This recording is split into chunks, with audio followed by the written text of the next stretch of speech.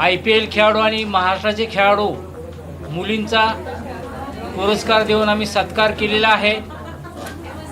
यामध्ये प्रमुख पाहुणे म्हणून हेमंत किनीकर सर, प्रशिक्षक आणि माजी रणजीपटू महाराष्ट्र राज्य आणि आंतरराष्ट्रीय खेळाडू अनुजा पाटील यांच्या उपस्थितीमध्ये आम्ही हा कार्यक्रम केलेला आहे। यातून मुलींना एक चांगलं उत्तेजनार्थ आणि एक चांगलं प्रोत्साहनात्मक एक पुरस्कार आम्ही दिलेला आहे आणि ही जी आम्ही प्रथा दरवर्षी आम्ही पार पाडणार आहोत।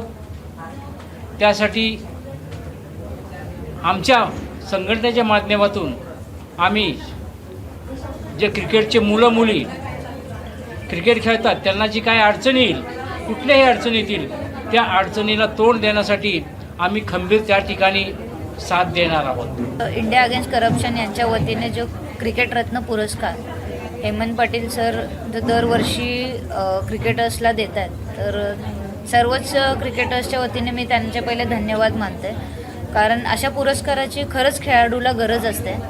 त्याच्यामुळे अशा पुरस्कारांमुळेच खेळाडू मोटिवेट होतात आणि त्यांच्या आयुष्याच्या पुढच्या वाटचालीसाठी हे पुरस्कार त्यांना खूप हेल्पफुल ठरतात आणि तसेच त्यांच्या पुढच्या क्रिकेटिंग करिअरमध्ये काही कठीण काळात किंवा त्यांच्या पुढच्या करिअरसाठी किंवा पुढच्या येणाऱ्या टुर्नामेंटसाठी हे पुरस्कार नक्कीच त्यांना मोटिवेट करते। हेमंत पाटील सरांनी पुरस्कार दिलेले आहेत, सगळ्या मुलींना एनकरेजमेंट केलेली आहेत।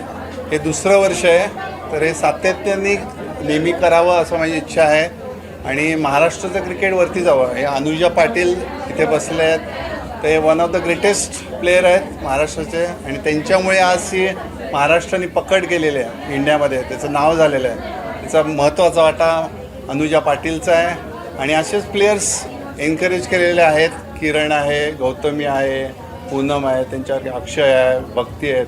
ते वर जातील आणि महाराष्ट्र आणि इंडियाला खेळतील आणि वर्ल्ड कप जिंकून देतील, ही अशी इच्छा आहे। आणि महाराष्ट्र क्रिकेट असोसिएशनचा पण सपोर्ट आहे, आमचा पण सपोर्ट आहे सर्वांना आणि ते वरती जातील, हे माझी